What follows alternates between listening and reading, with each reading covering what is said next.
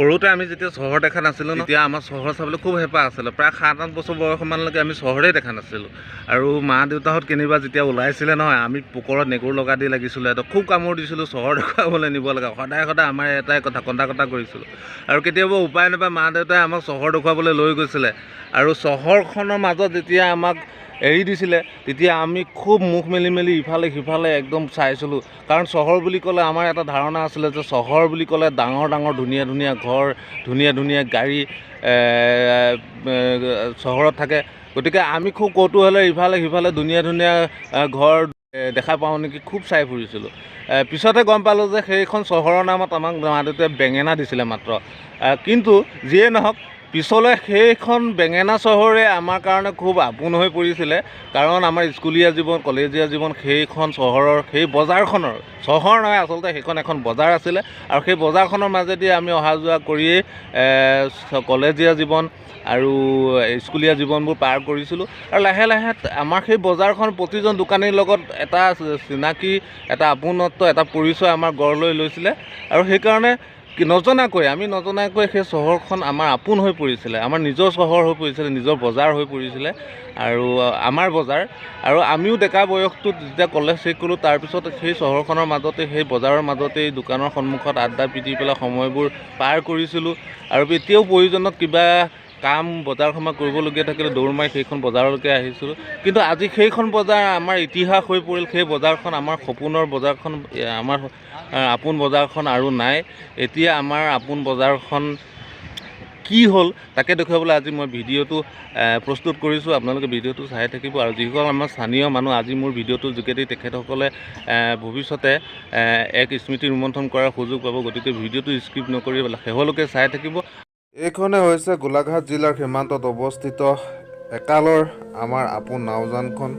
আমি ইমানেই পিছপৰা যে এই অঞ্চলত উন্নত চিকিৎসাৰ বাবে এখন চিকিৎসালয়ৰ অভাৱ, উচ্চ শিক্ষাৰ বাবে এখন কলেজ নাই, কোনো উদ্যোগ নাই, কোনো বিত্তীয় প্ৰতিষ্ঠান, আনকি অঞ্চলত এটা ATMৰো অভাৱ। এই অঞ্চলৰ কৃষিজীৱী হাজাৰটা পৰিয়ালৰ বাবে এই বজাৰখনে আছিল উপাৰ্জনৰ আৰু পেটৰ ভাত মুঠি যোগাৰ কৰা একমাত্ৰ সম্বল। অৱশেষত তাকো ৰেল বিভাগে আমাৰ পৰা কাঢ়ি ল'লে। বহু পৰিয়াল নিথৰুৱা হ'ল। উপাৰ্জনৰ একমাত্ৰ পথ হেৰুৱাই বহু পৰিয়ালত এতিয়া হাহাকাৰময় পৰিস্থিতি হোৱাৰ লগতে বহু ছাত্ৰ ছাত্ৰীৰ জীৱনৰ উচ্চ শিক্ষাৰ সপোন আধৰুৱা হৈ ৰ'ল। হাই হেল্ল' সকলোকে নমস্কাৰ। আপোনালোক সকলোকে মোৰ পুনৰবাৰ মোৰ নতুন এটা ভিডিঅ'লৈ স্বাগতম জনাইছোঁ। আশা কৰিছোঁ আপোনালোক সকলো কুশলে আছে, মই কুশলে আছোঁ। আৰু ভিডিঅ'টো চাই থাকিব। আৰু যিসকল নতুন তেখেতসকলে মোৰ চেনেলটো ছাবস্ক্ৰাইব কৰি দিব, লগতে কাষতে থকা বেল আইকনটো টিপি থ'ব, যাতে আহিবলগীয়া ভিডিঅ'বিলাকৰ ন'টিফিকেশ্যন আপোনালোকে পোনপ্ৰথমে পাব পাৰে। এয়া হৈছে উচ্ছেদৰ পিছত নাওজানৰ পৰিৱেশ।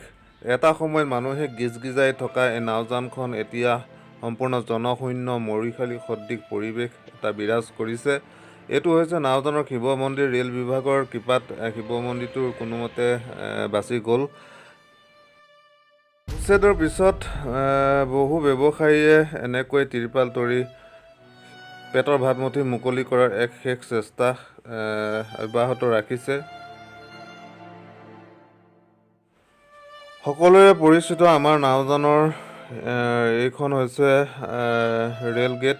আৰু ৰেল গেটৰ সিফালে সেই গছগিজোপাৰ কাষতে আছিলে এটা দুৰ্গা মন্দিৰ আৰু এটা মছজিদ। সেই দুয়োটাও উচ্ছেদত বিধ্বস্ত হ'ল। এইখিনিৰ পৰা যদি চাই এয়া হৈছে নাওজানৰ দৃশ্য। সম্পূৰ্ণ ধ্বংসস্তূপত পৰিণত হ'ল। এতিয়া আৰু ইয়াত আগৰ পৰিৱেশ নাই, ধূলি ধোঁৱা আৰু ছাইৰ মাত্ৰ। আমনি লাগিলে নাওজানলৈ বুলি দৌৰ মাৰি অহা আমিবোৰ এতিয়া এইফালে আহিবলৈ একেবাৰে মনেই নোযোৱা হ'ল। কাৰণ এইফালে আহিলে যেন মৰিশালীলৈ আহিছোঁ এনেকুৱাহে লাগে। আজি মোৰ এই ভিডিঅ'তে মোৰ লগতে বহু লোকৰ জীৱনৰ সুমধুৰ স্মৃতিৰ সাক্ষ্য বহন কৰি যাব বুলি মোৰ বিশ্বাস আছে। গতিকে আপোনালোক সকলোৱে মোৰ এই ভিডিঅ'টোক মৰমেৰে আঁকোৱালি ল'ব বুলি মই আশা কৰিছোঁ। আৰু মোৰ পিছফালে দেখিছে আপোনালোকে, এইটোৱে হৈছে নাওজান ৰেলৱে ষ্টেচনটো। আৰু আমাৰ বজাৰখন হেৰুৱাবলগীয়া কাৰণটোৱে হৈছে এই নাওজান ষ্টেচনটো। কিন্তু তাৰ লগতে এটা কথা সংযোগ কৰি মই ক'ব লাগিব যে এই বজাৰখনো জন্ম হৈছিল, এই বজাৰখন প্ৰতিষ্ঠা হৈছিল এই ৰেলৱে ষ্টেচনটো কেন্দ্ৰ কৰি। প্ৰায় 60 দশকত এই ৰেলৱে ষ্টেচনটো কেন্দ্ৰ কৰি আমাৰ বজাৰখন প্ৰতিষ্ঠা লাভ কৰিছিলে।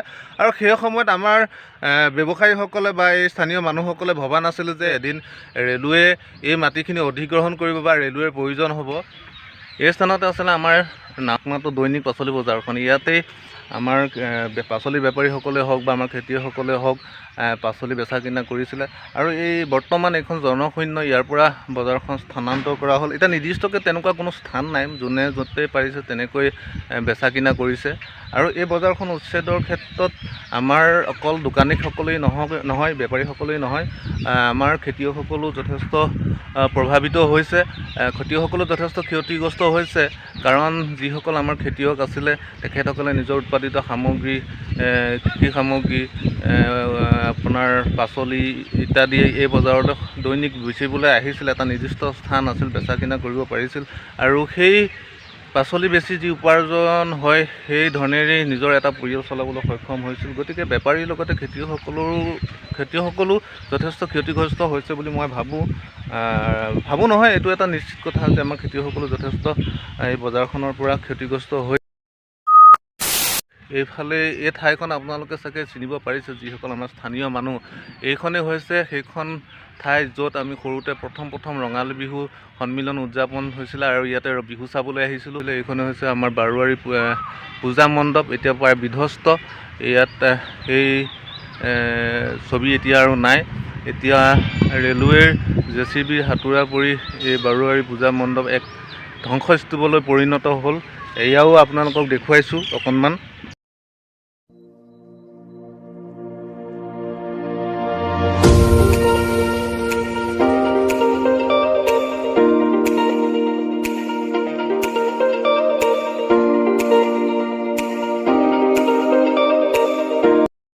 ৰেলৱে ষ্টেচনটো সম্প্ৰসাৰণ কৰিব, ডাঙৰ কৰিব, লগতে ইয়াত ডাবল ট্ৰেক কৰিব। আৰু যাৰ কাৰণে ঠাইৰ আৱশ্যক হোৱাৰ কাৰণে আজি ৰেলৱে আমাৰ নাওজান বজাৰখন উচ্ছেদ কৰিলে। আৰু কোৱা শুনিছোঁ ইয়াত এটা ডাঙৰ গুদামো হ'ব। আৰু ইয়াৰ পৰা নৰ্থ ইষ্টৰ বিভিন্ন জেগালৈ শিল আপোনাৰ ছাপ্লাই হয়। সৰ্ববৃহৎ শিলৰ ছাপ্লাইটো আমাৰ নাওজানৰ পৰাই হয় বুলি আমি গম পাওঁ।